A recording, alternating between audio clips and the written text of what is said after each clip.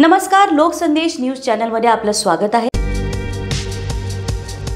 नव्या वक्फ कायद्यातील 2 कलमांना स्थगिती, 7 दिवसात उत्तर देण्याचं केंद्र सरकारला आदेश, तर संपूर्ण वक्फ सुधारणा कायद्याला स्थगिती नसल्याचं कोर्टाकडून स्पष्ट।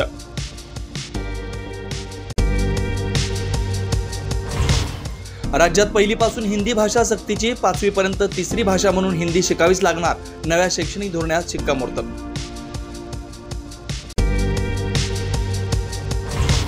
नवीन शैक्षणिक धोरणानुसार पहिलीपासून हिंदी सक्तीला राज ठाकरेंचा विरोध, हिंदी राष्ट्रभाषा नसून सरकारचे हिंदी करण्याचा प्रयत्न यशस्वी होऊ देणार नसल्याचं ट्विट।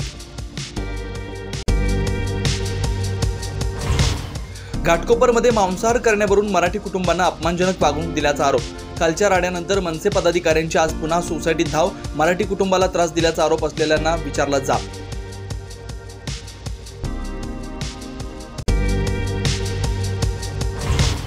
सर्वांनी मिळून धनंजय मुंडेंसाठी प्रार्थना करा, नामदेव शास्त्रींकडून पुन्हा एकदा धनंजय मुंडेंची पाठराखण, मुंडेंचा राजीनामा झाला त्यामुळे चांगली वाणी बंद पडल्याचाही दावा।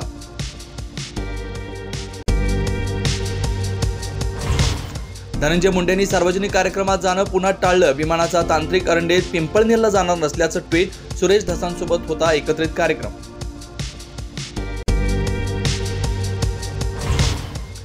फडणवीसांची चाकरी करा अन्यथा सरकारमधून बाहेर पडा, अमित शहा आणि एकनाथ शिंदेंना तंबी दिल्याचा संजय राऊतांचा दावा, तर खोटं बोलण्याची लिमिट असते, संजय शिरसाटांचं प्रत्युत्तर।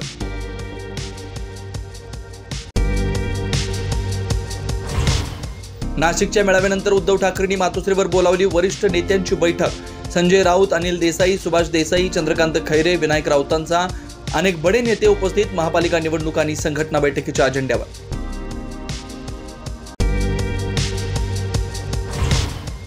पाणी प्रश्नासाठी अकोल्यात ठाकरेंच्या शिवसेनेची महापालिकेत तोडफोड, मलकापूर परिसरात 10 दिवसाआड पाणी पुरवठा होत असल्यानं संताप।